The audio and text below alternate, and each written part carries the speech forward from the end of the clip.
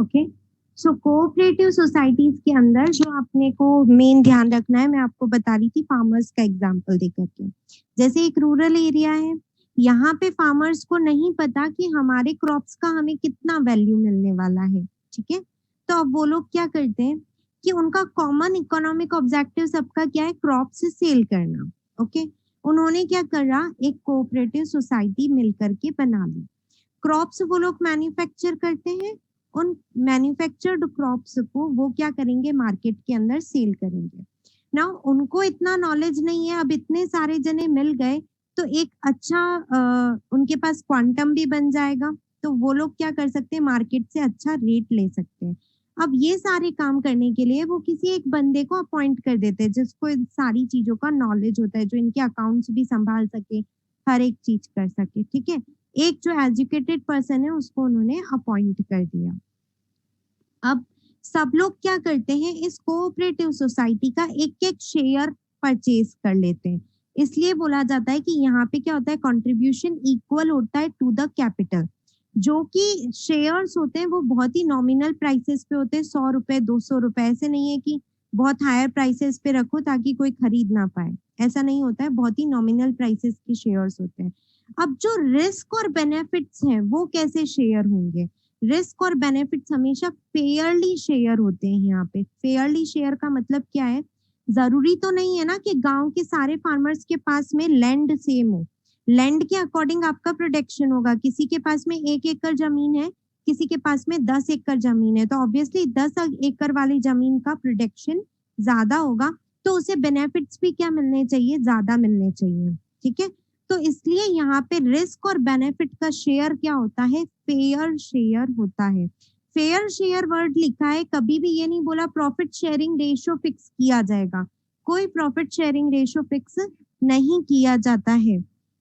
Fair share मतलब आपने 10 एकड़ जमीन से आपका मान लो 1000 kilo profit, sorry 1000 kilo corn आया, 1000 किलो कॉर्न के अकॉर्डिंग आपको हम क्या देंगे, पैसा देंगे।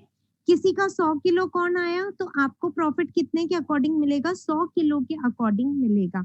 इसलिए यहाँ पे वर्ड यूज लिया जाता है fair share of risk and benefits. ये सारी मैंने आपको क्या बताई, कोऑपरेटिव सोसाइटीज की करेक्टरिस्टिक्स बताई। क्लियर, सबको समझ में आई क्या होती है कोऑपरेटिव सोसाइटीज। अब इसमें क्या होता है, मिडल मैन का एलिमिनेशन हो गया। कैसे एलिमिनेशन हुआ, क्योंकि डायरेक्ट मैन्युफैक्चरर यानी कि फार्मर्स अपने जो भी ग्रोन क्रॉप्स है उनका वो यहाँ पे ला करके रख रहे हैं और उससे डायरेक्टली वो सेल करते हैं अल्टीमेट कंज्यूमर्स को। वो डायरेक्टली किसको सेल करते हैं, यहाँ पे अल्टीमेट कंज्यूमर्स को सेल करते हैं, ठीक है। जरूरी नहीं है कि हॉलमार्क लगा करके ही चीजें यहाँ पे सेल होती है, नॉर्मली भी सेल हो सकती है। इन सबको हम क्या कहते हैं, कोऑपरेटिव सोसाइटी। इसलिए यहाँ पे जो एक्चुअल प्राइस मार्केट के अंदर चलता है उससे थोड़ा सा कम रेट पे आपको गुड्स मिल जाते हैं, क्योंकि मिडिल मैन का क्या हो जाता है, यहाँ से एलिमिनेशन हो जाता है। यस, क्लियर और not cooperative societies. Yes ma'am. अब अलग अलग टाइप की कोऑपरेटिव सोसाइटी, लोन भी मतलब उनको मिल जाता था ना, क्योंकि वो लोग साथ में थे। हाँ लोन मिल जाता है इन लोगों को। देखिए ऐसा है कि ये लोग लोन तो कहीं, इसमें मैम सब्सिडीज का भी कॉन्सेप्ट होता है। बिल्कुल, सब्सिडीज, लोन, सारी चीजें आपको वो तो नॉर्मली जो मिलती है वो अपने को मिलेगी, है ना। अब जैसे हाउसिंग कोऑपरेटिव सोसाइटीज होती है, उनका एक्स्ट्रा यहाँ पे बेनिफिट होता है, उनको काफी सारे लोन्स पे सब्सिडीज और मिल जाती है ना। तो वो सारी चीजें हमारे कोर्स में नहीं है। सबसे पहले कोऑपरेटिव सोसाइटी का ऑडिट आता है तो डेफिनेशन जरूर लिख करके आना है। इसलिए मैंने आपको इन करेक्टरिस्टिक्स को इतना अच्छे से समझा के, ताकि पॉइंट्स आपको याद रहेंगे। क्या क्या पॉइंट्स याद रखने हैं, सबसे पहले ये क्या है, एसोसिएशन ऑफ पर्सन है, ये लोग वॉलेंटरीली मिलते हैं, इनका कॉमन ऑब्जेक्टिव होता है, ठीक है। डेमोक्रेटिकली कंट्रोल्ड बिजनेस ऑर्गेनाइजेशन है, क्योंकि सब लोग मिलकर के कंट्रोल करते हैं ऑर्गेनाइजेशन को। कैपिटल के लिए कंट्रीब्यूशन क्या होता है, इक्वल होता है, ठीक है। और प्रॉफिट और रिस्क का शेयरिंग कैसा होता है, फेयर शेयर, ठीक है। यहाँ पे मिडिल मैन का क्या हो जाता है, एलिमिनेशन हो जाता है। इसलिए जो भी फाइनल प्राइस होती है वो क्या होती है, लोअर होती है मार्केट रेट से। ओके, तो ये सारी चीजें इन्वॉल्व करते हुए आप लोगों को डेफिनेशन लिखना है। नाउ टाइप्स ऑफ कंज्यूमर को टाइप्स ऑफ कोऑपरेटिव सोसाइटीज दे रखे हैं आपको, अलग अलग कंज्यूमर कोऑपरेटिव सोसाइटी, हाउसिंग भी हो सकती है, इंडस्ट्रियल भी हो सकती है, urban and rural cooperative banks भी हो सकती है। ठीक है, सबने सुना है कोऑपरेटिव बैंक्स भी होती है, सोसाइटीज भी होती है जो हाउस बना करके देती है। ठीक है, तो ये कुछ भी 2-3 नाम याद कर लेना ताकि आप लोग लिख पाओ। अब जो मेन चीज है, जो मेन कॉन्सेप्ट है वो अब स्टार्ट हो रहा है। कोऑपरेटिव सोसाइटी के ऊपर एक्ट एप्लीकेबल होता है 1912, याद रखना है, section 17 of cooperative societies act 1912। Section 17 deal करता है ऑडिट के साथ में। ये इंपॉर्टेंट क्यों है, ये डिफरेंट क्यों है? आप hotel, hospital, education institution, NGO के ऑडिट बिना पढ़े भी लिख करके आ सकते हैं। क्यों? क्योंकि हम प्रैक्टिकल ओरिएंटेड, वहां पे कोई एक्ट हमें नहीं बोल रहा कि भाई ऑडिट इस तरीके से करनी है, हम हमारे माइंड से लिख करके आए हर एक चीज की भाई ये प्रोसेस हमने देखा है, तो ऑडिटर आकर के ऑब्वियसली इसी प्रोसेस को ही तो चेक कर देगा, तो हमने सारी चीजें प्रैक्टिकली लिखी। बट कोऑपरेटिव सोसाइटीज के केस में आप उतना प्रैक्टिकल होकर के नहीं लिख सकते, क्योंकि हमने कभी कोऑपरेटिव सोसाइटीज नहीं देखी है, इतना ज्यादा उनके साथ में डील नहीं किया है, उनका क्या अकाउंटिंग सिस्टम होता है ये हमें नहीं पता। और साथ में कोऑपरेटिव सोसाइटीज को एक एक्ट डील कर रहा है, दैट इज 1912। उस एक्ट के अंदर स्पेसिफिकली एक सेक्शन बनाया गया है, दैट इज सेक्शन 17। वो सेक्शन 17 ऑडिटर को बताता है कि आपको ऑडिट करते टाइम पे क्या क्या चीजें स्पेशली चेक करनी है। नॉर्मल चेकिंग तो करनी है, नॉर्मल चेकिंग हमें पता है, इंटरनल कंट्रोल्स को चेक करेगा, परचेज सेल चेक करेगा, ये सब चेक करेगा। ठीक है, और इनके अलावा ऐसे कौन से स्पेशल पॉइंट्स है जो एक ऑडिटर को यहाँ पे कंपल्सरीली चेक करने हैं, वो हमें कौन सा सेक्शन बताता है? Section 17 of the cooperative societies act 1912। Objective type के अंदर दोनों ही चीजें आपसे पूछी जा सकती है, कौन सा सेक्शन डील करता है और कौन सा एक्ट है। ओके, नाउ आपकी नॉलेज के लिए एक और चीज बताती हूँ, जो कोऑपरेटिव सोसाइटीज एक्ट 1912 है, ये एक सेंट्रल एक्ट है, मतलब पूरे इंडिया के ऊपर एप्लीकेबल होता है।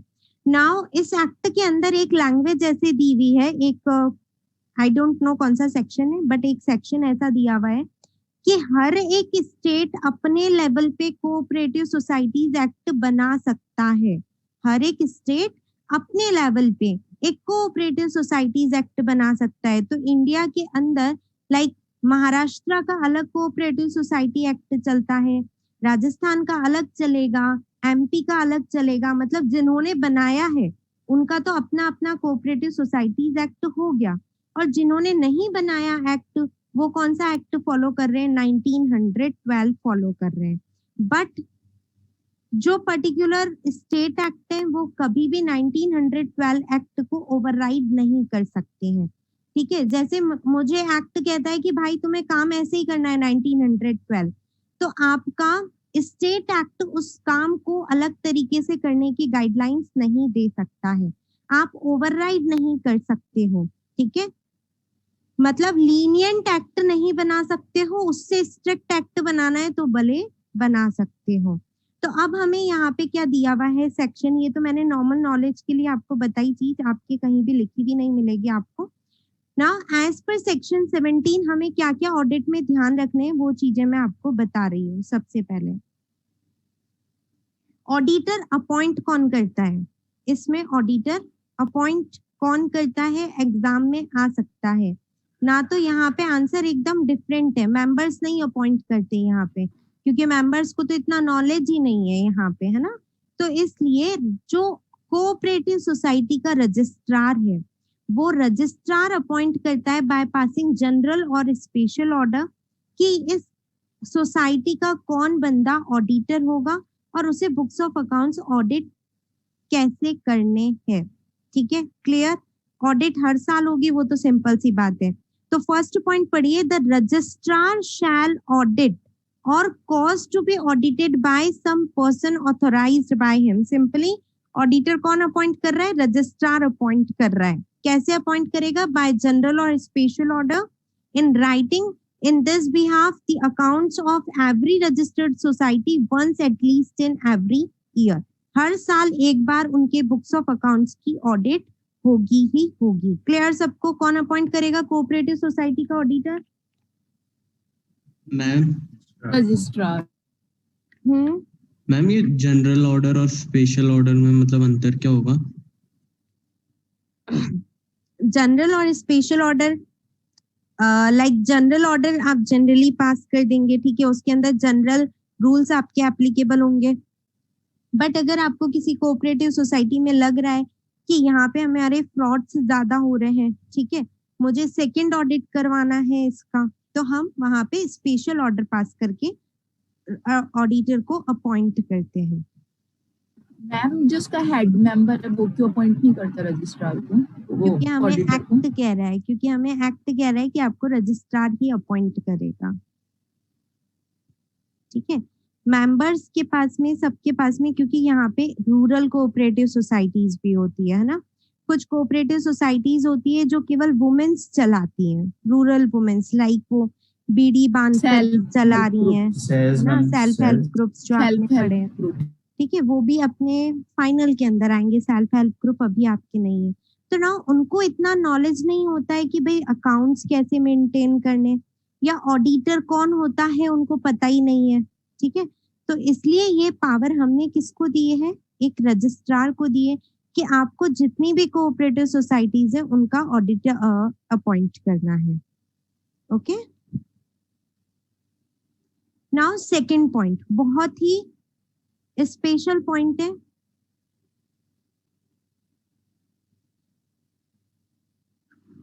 क्या पॉइंट है?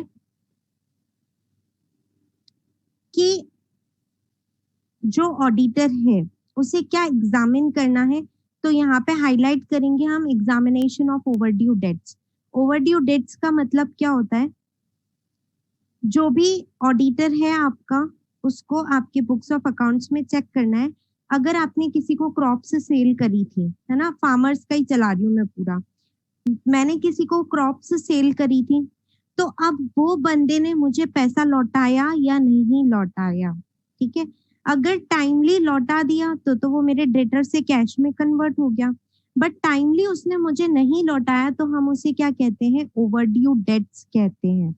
ठीक है, जैसे मेरी बैंकिंग सोसाइटी है, मेरी बैंकिंग सोसाइटी है ना, मैं बैंक हूँ तो लोन देती हूँ किसी को. ठीक है, तो उसने अगर लोन का रीपेमेंट मेरे टाइमली कर दिया तो नॉर्मल सी बात है.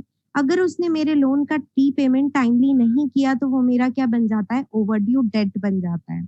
अब वो मेरा ओवरड्यू डेट बन गया तो उससे मुझे क्या आता रहेगा? इंटरेस्ट तो आता ही रहेगा. सॉरी, इंटरेस्ट तो मेरा ड्यू होता ही रहेगा. बट जब वो मुझे प्रिंसिपल नहीं चुका रहा है तो क्या वो मुझे इंटरेस्ट चुकाएगा क्या? नॉर्मल सा सोचिए, नहीं चुकाएगा. तो हमें यहाँ पे ये एक्ट कहता है कि अगर कोई ओवरड्यू डेट है और उसके ऊपर इंटरेस्ट ड्यू हो रहा है, तो आप उसके इंटरेस्ट को एक्रू नहीं करेंगे, आप उसके इंटरेस्ट को एक्रूअल बेसिस पे अकाउंट फॉर नहीं करेंगे, आप उसे कैश बेसिस पे क्या करेंगे? अकाउंट फॉर करने लग जाएंगे. और एज एन ऑडिटर आपको जाकर के ये चेक करना है कि अगर ओवरड्यू डेट्स हो गए हैं तो क्या हमने उसके लिए जो प्रोविजन बनना चाहिए, क्योंकि ओवरड्यू हो गया मतलब वो हमें पैसा नहीं चुका रहा, तो हो सकता है हमारा पैसा डूब जाए, तो उसके लिए हमें क्या बनाना चाहिए? प्रोविजंस बनाने चाहिए. तो क्या जो प्रोविजंस बनने चाहिए वो कंपनी कोऑपरेटिव सोसाइटी ने बनाए हैं या नहीं बनाए? आप एक तो ये चीज चेक करेंगे. सेकंड चीज आप ये चेक करेंगे कि ओवरड्यू इंटरेस्ट जो है, ओवरड्यू डेट पे जो इंटरेस्ट है, आपने उसे एक्रूअल बेसिस पे अकाउंट फॉर तो नहीं कर दिया है. क्यों? क्योंकि आपको उसे अब कैश बेसिस पे अकाउंट फॉर करना है. तो यहाँ पे हमें लिखा हुआ है कि एग्जामिनेशन करना है हमें किसका? ओवरड्यू डेट्स का, इफ एनी, अगर कोई है तो. सेकंड काम जो हमें सेक्शन 17 कहता है, a valuation of assets and liabilities of the society. Society की असेट्स और लाइबिलिटीज का वैल्यूएशन आपको करना है। क्लियर दोनों points? Yes ma'am. Ma'am yes, ma'am हाँ हाँ बोलिए। मैम सोसाइटी की एसेट्स और लायबिलिटी में क्या क्या इंक्लूड होगा? वो तो डिपेंड करता है आपका टाइप ऑफ कोऑपरेटिव सोसाइटीज क्या क्या है। अगर आपकी हाउसिंग सोसाइटी है तो वहाँ पे इमूवेबल जो जैसे हाउसेज हाँ, बने रखे हैं वो आपका स्टॉक होंगे, वो आपका असेट्स होंगी, ठीक है। और बाकी जो नॉर्मल असेट्स आपकी चलेगी लाइक फर्नीचर है और ये मैम सब मैम जैसे आपने अभी फार्मर वाला एग्जांपल लिया था तो उसमें एसेट्स लायबिलिटी क्या हो सकती है? जो भी क्रॉप्स अनसोल्ड रह गई वो मेरा अनसोल्ड स्टॉक है, दैट इज माय असेट। इसके अलावा मुझे बिजनेस चलाने के लिए कोई प्रेमाइसेस का नीड होगा, उसके लिए मैंने बिल्डिंग खरीदा होगा। एडमिनिस्ट्रेटिव पर्पसेस के लिए फर्नीचर होगा। असेट्स तो सबकी वही रहने वाली है, फर्नीचर, इलेक्ट्रिकल इक्विपमेंट। और मेन क्या चीज चेंज होगा, लाइक आपके यहाँ पे कोई मशीनरीज वगैरह यूज आती है, लाइक आपने कुछ ऐसे मशीनरीज परचेज कर रखी है जो आप फार्मिंग के लिए यूज में लेते हैं, है ना। सारे जो मेंबर्स है उनको प्रोवाइड करवाते रहते हैं टाइम टू टाइम, ठीक है। तो वो भी आपकी असेट हो जाएगी यहाँ पे।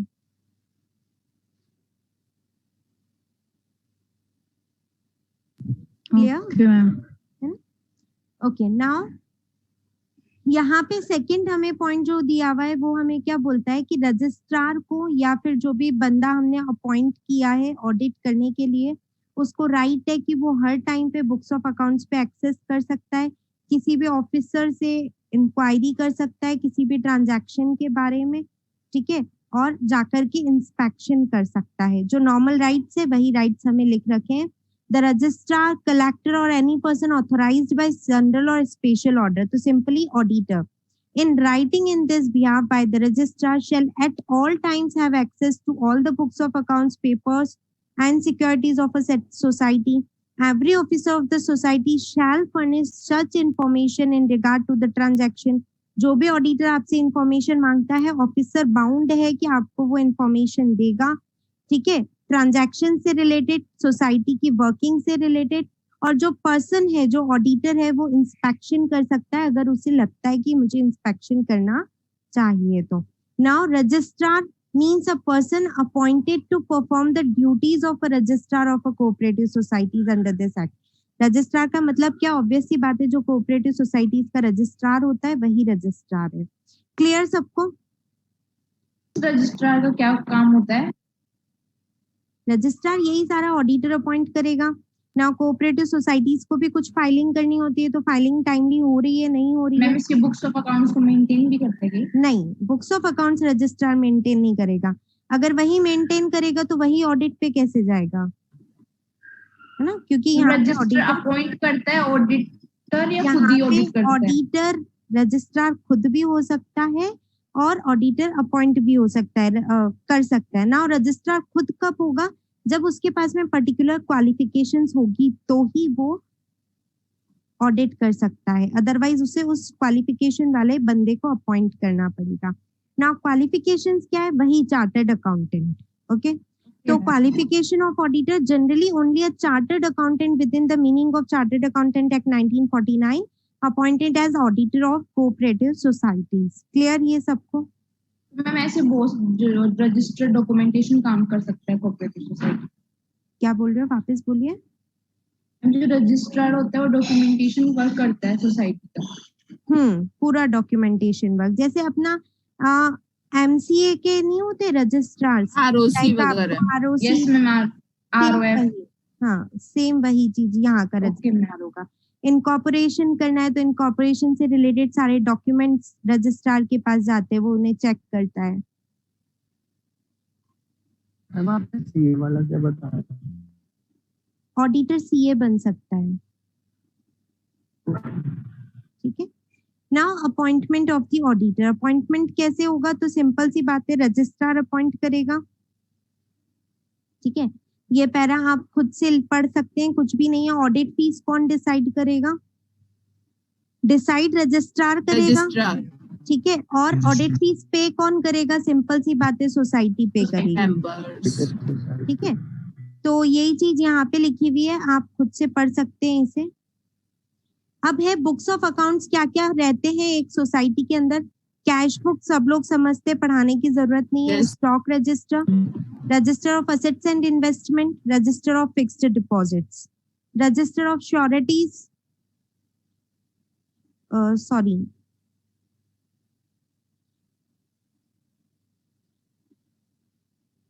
ठीक है, रजिस्टर ऑफ श्योरिटीज, ये सारे रजिस्टर मेंटेन करने होते हैं। कैश बुक सबको पता है, स्टॉक रजिस्टर सबको पता है, असेट्स एंड इन्वेस्टमेंट का सबको पता है, ठीक है। वही कि आपने कौन कौन सी असेट परचेज करी, कहाँ पे आपकी असेट पड़ी है, आपने कौन सी असेट सेल करी, कितना डेप्रिसिएशन प्रोवाइड करवा रहे हो, ये सारी चीजें उस रजिस्टर के अंदर आएगी। फिक्स्ड डिपॉजिट, कि अगर मेरी कोई कोऑपरेटिव बैंक टाइप में सोसाइटी है तो मैं क्या करती हूँ, फिक्स्ड डिपॉजिट्स बनवाती भी हूँ, लोगों से एक्सेप्ट भी करती हूँ, उसके ऊपर मेरा इंटरेस्ट एक्रू भी होएगा, और क्या मैच्योरिटी टाइम पे मुझे पैसा रीपे करना है, ये हर एक चीज के लिए मेरा क्या बनेगा, एक रजिस्टर बनेगा। देन रजिस्टर ऑफ श्योरिटीज, अगर मेरी कोई क्रेडिट सोसाइटी है, लोन देने का काम करती हूँ मैं, ठीक है, तो मेरे कौन कौन से ऐसे बंदे हैं जिन्होंने श्योरिटी दी है या गारंटी दी है, ठीक है। मैं अगर कोई भी लोन दूंगी तो मैं क्या करूंगी, लाइक मैंने आपको लोन दिया तो मुझे गारंटी तो चाहिए कि आप मुझे ये लोन का रीपेमेंट कर दोगे। तो इस तरीके से मैं एक मेंबर्स ऑफ श्योरिटी बनाती हूँ, गारंटी बंदा जो मुझे दे रहा है उनका रजिस्टर बनाती हूँ कि मेरा कौन सा क्लाइंट है जिसको मैंने लोन दिया है ना, लोन कितने रुपए का दिया है, ठीक है, ये कब मुझे वापस से रीपे कर देगा, ओके, और इसका श्योरिटी कौन कौन है। तो इसलिए इसे हम क्या बोलते हैं, रजिस्टर ऑफ श्योरिटीज बोलते हैं। क्लियर सबको, रजिस्टर ऑफ श्योरिटी। अब जो सेकंड चीज सबसे इंपॉर्टेंट आती है, ये आप लोगों को थोड़ी छोटी छोटी सी चीजें जो याद रखनी है। कोऑपरेटिव सोसाइटी पूरा रिटर्न में लिखने के लिए नहीं आया है आज तक कोऑपरेटिव सोसाइटी एग्जाम के अंदर नहीं आया है, ठीक है, बट आ सकता है, ऐसा तो है नहीं कि आ ही नहीं सकता है, आ सकता है। बट ये जो छोटे छोटे पॉइंट्स है ना, ये आपके एग्जाम में आते हैं, जैसे restriction on share holding. Share holding in a cooperative society subject to the limit prescribed under section 5 of the cooperative societies act. Section 5 हमें बताता है कि एक मेंबर मैक्सिमम कितना शेयर होल्डिंग रख सकता है, क्योंकि मैंने आपको कहा यहाँ पे क्या है, शेयर होल्डिंग के लिए रूल्स थोड़े रेस्ट्रिक्टेड हैं। आप चाहें तो 50% शेयर होल्ड नहीं कर सकते हैं, क्योंकि 50% शेयर एक बंदे ने होल्ड कर लिए तो वहां पे क्या हो जाएगी, डेमोक्रेसी रहेगी नहीं, ओनरशिप आप ही की हो जाएगी वो चीज, ठीक है। इसलिए यहाँ पे शेयर होल्डिंग का क्या दिया हुआ है, एक लॉ दिया हुआ है। Accordingly no member of the society other than a registered society can hold more than 20% of the total number of shares of the society or such number of share which in value exceeds rupees 1000। दो limits दिए, ध्यान रखना। Total number of share 20% से ज्यादा नहीं हो सकते हैं, और वैल्यू की बात करें, नंबर ऑफ शेयर की बात करें तो आप एक बंदा 20% शेयर से ज्यादा नहीं रख सकता है, और अगर अमाउंट की बात करें तो आपके पास में 1000 रुपए से ज्यादा के शेयर नहीं हो सकते हैं। जैसे मैंने कहा कि मेरा एक शेयर 100 रुपए का है, मेरी कोऑपरेटिव सोसाइटी का एक शेयर 100 रुपए का है, ओके। तो नाउ मेरे टोटल नंबर ऑफ शेयर मेरे पास में 1000 है, मेरे पास में टोटल नंबर ऑफ शेयर कितने, 1000, तो 1000 का 20% कितना होता है, 200। तो एक बंदा कितना शेयर रख सकता है, 200 नंबर ऑफ शेयर रख सकता है, बट अमाउंट मैक्सिमम कितनी होल्ड कर सकते हो, 1000, ठीक है। तो अकॉर्डिंगली आप मैक्सिमम कितने शेयर्स रख सकते हो, 10 शेयर्स, क्योंकि एक शेयर का वैल्यू 100 रुपए है।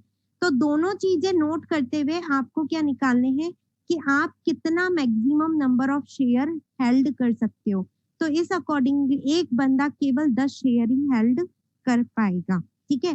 तो यहाँ पे क्या होता है, लिमिट है शेयर्स की, बहुत ही अच्छी लिमिट दी हुई है, जिससे एक बंदे के पास में ना तो वोटिंग राइट्स एक्सेस जाते हैं और ना ही वो अपनी वहां पे चला पाता है। तो इसलिए सारा ऑर्गेनाइजेशन कैसा होता है, डेमोक्रेटिकली होता है। Clear restriction on shareholding? Yes, students. Clear? Yes, Now ma'am. restriction on loan. Yes एक मैम। कोऑपरेटिव सोसाइटी केवल लोन अपने मेंबर्स को दे सकती है, केवल लोन अपने मेंबर्स को दे सकती है, या फिर अदर रजिस्टर्ड कोऑपरेटिव सोसाइटीज को दे सकती है, जिसमें भी उसे प्रायर अप्रूवल चाहिए रजिस्ट्रार की। ये पॉइंट हमेशा याद रखना। एक कोऑपरेटिव सोसाइटी लोन केवल अपने मेंबर्स को दे सकती है, वो दुनिया जगत के लिए काम नहीं कर रही है, वो अपने मेंबर्स को बेनिफिट देने के लिए काम कर रही है, इसलिए वो लोन सिर्फ और सिर्फ अपने मेंबर्स को दे सकती है। जैसे आप लोगों ने सुना होगा अर्बन कोऑपरेटिव सोसाइटीज बैंक है, अगर आपको वहां पे अपना लोन लेना है अब तो आपको उसका एक शेयर परचेज करना ही पड़ता है। वो लोग हमेशा आते रहते हैं कि भाई शेयर परचेज कर लो, हम कम रेट पे है ना आपको क्या करेंगे लोन्स दे रहे हैं, ये कर रहे हैं, वो कर रहे हैं, तो वो अपने को एक शेयर परचेज करवाते हैं। क्यों?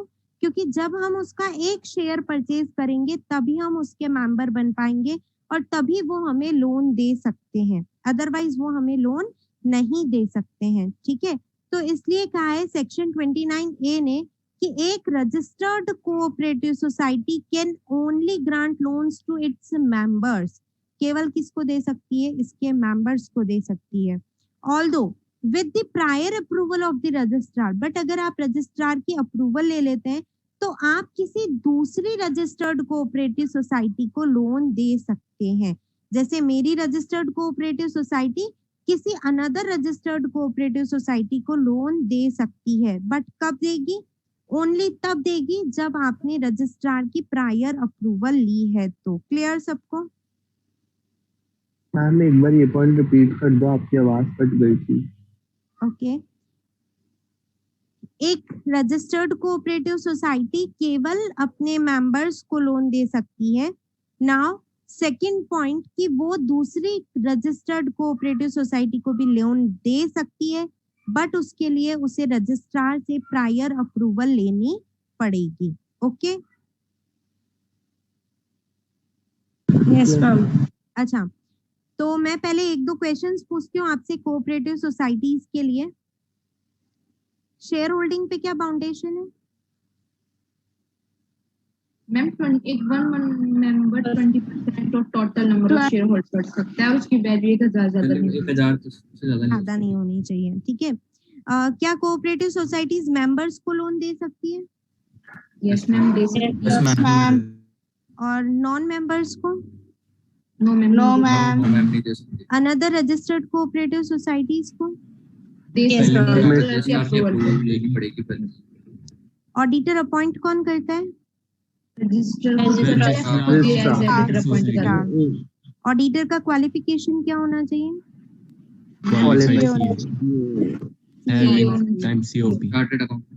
Chartered accountant. है ना? अब ऑडिटर को क्या क्या बातें ध्यान रखनी है जब वो ऑडिट करने जाता है, क्या चीजें चेक करनी है उसे, स्पेशल चीजें बताना। देखिए, एक मैंने आपको बताया था ओवरड्यू डेट, याद है? Yes ma'am. एक मैंने आपको बताया valuation of assets and liabilities. अब बताइए, क्या उसे ये चेक नहीं करना चाहिए कि शेयर होल्डिंग का रेस्ट्रिक्शन सही तरीके से कंप्लाई किया या नहीं किया? यस ठीक है, तो ये भी उसका एक काम है कि वो ये चेक करेगा। क्या उसे ये नहीं चेक करना चाहिए कि लोन आप किसको दे रहे हो? मैम, चेक करना चाहिए। तो ये भी एक उसका काम है। अनदर काम, रेस्ट्रिक्शन ऑन बोरोइंग्स। क्या? Subject to the restrictions imposed by its bylaws, a cooperative society may accept loans and deposits from its members as well as non-members. Borrowing मैं किसी से भी ले सकती हूँ, बट लोन दे किसको सकती हूँ? केवल ओनली मेंबर्स को, मेंबर्स रजिस्टर्ड को या रजिस्टर्ड कोऑपरेटिव सोसाइटी को। बट लोन मैं ले किसी से भी सकती हूँ। मेरे अगर लॉज मुझे प्रोवाइड करवाते हैं, यानी मेरा जो रजिस्टर्ड डीड है कोऑपरेटिव सोसाइटी का, वो मुझे प्रोवाइड करवाता है, उसने कोई रेस्ट्रिक्शन नहीं लगाई है, तो मैं लोन मेंबर्स से भी ले सकती हूँ, नॉन मेंबर्स से भी ले सकती हूँ। तो क्या ऑडिटर को ये चेक करना चाहिए या नहीं करना चाहिए कि बोरोइंग सही करना तरीके से चाहिए मैम। करना है? नहीं करना है। क्यों नहीं करना है? करना ही पड़ेगा। लोन चेकिंग तो सही अमाउंट पे सही अमाउंट ले रहे हो नहीं ले रहे हो, है ना? जो रेट्स ले रहे हो, जिन रेट्स पे ले रहे हो वो रेट सही तरीके से तो है, ऐसा तो नहीं है अनएक्सेसिव अनरीजनेबल रेट पे आपने लोन ले लिया, है ना? उसका यूज आप आपकी सोसाइटी के अंदर ही कर रहे हो ना। तो बोरोइंग्स किससे ले रहे हो, वो बायलॉज के अकॉर्डिंग ली या नहीं ली, ये चीज तो आपको चेक करनी पड़ेगी ना। Yes Okay. Ma'am. Now investment of funds. एक कोऑपरेटिव सोसाइटी कहाँ कहाँ सरप्लस फंड इन्वेस्ट कर सकती है, उसके नाम दिए हुए हैं, ठीक है? तो ये नेम्स आप लोगों को लर्न रखने हैं, ऑब्जेक्टिव के अंदर आ सकते हैं। सेंट्रल और स्टेट कोऑपरेटिव बैंक्स के अंदर कोई भी सिक्योरिटीज जो इंडियन ट्रस्ट एक्ट सेक्शन 20 के अंदर लिखी हुई है, किसी अदर कोऑपरेटिव सोसाइटी के शेयर, सिक्योरिटी, बॉन्ड्स और डिबेंचर्स के अंदर, ठीक है? अगर कोई बैंक है, बैंक और person carrying on banking business और a cooperative bank other than a central or state cooperative bank as duly approved by the registrar or in any other manner as duly permitted by the requisite authority। अगर इनके अलावा कोई नाम लिखे तो उनके अंदर, अभी तक कोई नाम नहीं लिखे। फोर्थ पॉइंट क्या है कि हम किसी बैंक के अंदर कोई ऐसी बैंकिंग बिजनेस टाइप में कोई कोऑपरेटिव बैंक चल रहा है, सेंट्रल गवर्नमेंट बैंक से, स्टेट कोऑपरेटिव बैंक से, इनके अंदर हम क्या कर सकते हैं, इन्वेस्ट कर सकते हैं। क्लियर सबको? मैम वो आपने अनड्यू डेब्ट्स क्या बताया था? मैंने आपको ये बताया था कि जो ओवरड्यू डेट्स होते हैं, मतलब आपका रीपेमेंट टाइम आ गया कि आपको पैसा मुझे लौटाना है, बट आपने अभी तक मुझे पैसा लौटाया नहीं है, तो उसे कहते हैं ओवरड्यू डेट, ठीक है? तो ऑडिटर को चेक करना है कि ओवरड्यू डेट्स जो भी हैं उनके ऊपर प्रोविजन बनाया या नहीं बनाया, और उनके ऊपर जो इंटरेस्ट है वो कैश बेसिस पे ही आपको अकाउंट फॉर करना है। Okay, yes. नाउ नेक्स्ट चीज जो अगेन ऑब्जेक्टिव के लिए मोस्ट इंपॉर्टेंट है, क्यों? क्योंकि कोऑपरेटिव सोसाइटी सब्जेक्टिव के अंदर बहुत कम पूछा जाता है, आज तक तो पूछा ही नहीं गया, मे भी आ सकता है, बट ऑब्जेक्टिव के लिए ये पूरा, क्योंकि यहाँ पे लिमिट्स गिवन है इसलिए इंपॉर्टेंट बन जाता है। यहाँ पे हमें क्या बोलते हैं, अप्रोप्रिएशन ऑफ प्रॉफिट। जो भी प्रॉफिट है उसको कैसे हमें लोगों को बांटना है। तो according to the act 25% of the profit of a cooperative society should be transferred to reserve fund before distribution of dividend or payment of bonus to its members. However, the registrar may, having regard to the financial position of the company, reduce the percentage of such reserve fund, ठीक है? But in no case it can be less than 10% of the profit of the society. समझ में आया? जब भी cooperative society को अपने profit का डिस्ट्रीब्यूशन करना है अपने मेंबर्स को, डिस्ट्रीब्यूशन करने से पहले 25% प्रॉफिट का 25% आपको एक रिजर्व फंड के अंदर ट्रांसफर करना पड़ेगा। बट अगर आपको लगता है कि यार हमने 25% ट्रांसफर कर दिया तो मेरे मेंबर्स को मिलेगा ही नहीं कुछ, हमारी फाइनेंशियल पोजीशन इतनी अच्छी नहीं है कि हम 25% ट्रांसफर कर पाए, तो हमें अप्लाई करना पड़ेगा रजिस्ट्रार को। रजिस्ट्रार को अप्लाई करेंगे, रजिस्ट्रार ने अगर हमें परमिशन दे दी तो हमको मिनिमम 10% है, उसने कहा 15% ट्रांसफर करना पड़ेगा तो हमें 15 करना पड़ेगा, ठीक है? बट वो किसी भी हाल में इस 25% को 10% से कम नहीं कर सकता है। यानी कि मिनिमम कितना ट्रांसफर करना पड़ेगा अपने को, 10% तो करना ही पड़ेगा। और एक्ट ने कितना प्रेस्क्राइब किया है, 25% एक्ट ने प्रेस्क्राइब किया है, जिसे रजिस्ट्रार 10% तक ले जा सकता है, बट उससे नीचे बिल्कुल भी नहीं ले जा सकता है। क्लियर सबको ये वाली चीज? तो ऑडिटर Yes, जब ma'am. ऑडिट कर रहा है तो उसे ये चीज भी चेक करनी चाहिए ना, रिजर्व फंड में कितना क्या हो रहा है। ठीक है? तो ये ऑडिटर की ड्यूटी है कि वो ये चीज चेक करे। Okay, now contribution to charitable purpose. According to section 34, a registered society may, with the sanction of the registrar, contribute an amount not exceeding 10% of net profits remaining after compulsory transfer to reserve fund for any charitable purpose. ठीक है, अगर मुझे किसी भी charitable purpose में पैसा donate करने की इच्छा हो रही है तो मेरी इच्छा मेरे हिसाब से नहीं चलेगी। उसके लिए एक्ट मुझे कहता है कि आपको प्रॉफिट हुआ 50,000 का, 50,000 में से पहले आप क्या करो, रिजर्व फंड में पैसा ट्रांसफर करो। 50,000 का 25% यानी कि 12,500 रुपए। 12,500 रुपए आपने क्या कर दिए, अलग रख दिए। ठीक है, नाउ आप क्या कर सकते हो, 10% चैरिटेबल पर्पस में डिस्ट्रीब्यूट कर सकते हो। 10% किसका, 50,000 में से 12,500 माइनस करो, 37,500। 37,500 का 10% दैट इज 3,750। आप इतना रुपया ही केवल चैरिटेबल पर्पस के लिए डोनेट कर सकते हो। तो आपके दो टाइप के ऑब्जेक्टिव आ सकते हैं। फर्स्ट ऑब्जेक्टिव आपका रिजर्व फंड में ट्रांसफर का लिमिट कितना है, प्रॉफिट्स में से 25%। रजिस्ट्रार इसको कितने परसेंट तक रिड्यूस कर सकता है, मिनिमम 10%। मिनिमम 10% तो करना ही पड़ेगा आपको, है ना। ओके, नाउ चैरिटेबल पर्पस के लिए एक कोऑपरेटिव सोसाइटी कितना प्रॉफिट दे सकती है, 10% ऑफ नेट 10% मैक्सिमम है ना। 10% मैक्सिमम है, 2 दे दो, 3 दे दो, 5 दे दो, इच्छा हो जितनी दे दो, मैक्सिमम 10% है। ये 10% किसका निकालना है, आफ्टर रिजर्व फंड को माइनस करने के बाद reserve fund. Okay, reserve fund. तो ये चीज भी ऑडिटर को क्या करनी है, चेक करनी है। बाकी का भी Yes, ma'am. Class started. हाँ, चलिए इसके आगे हम कल पढ़ेंगे। Okay, thank you to all of you. Thank you ma'am. Ma'am एक बार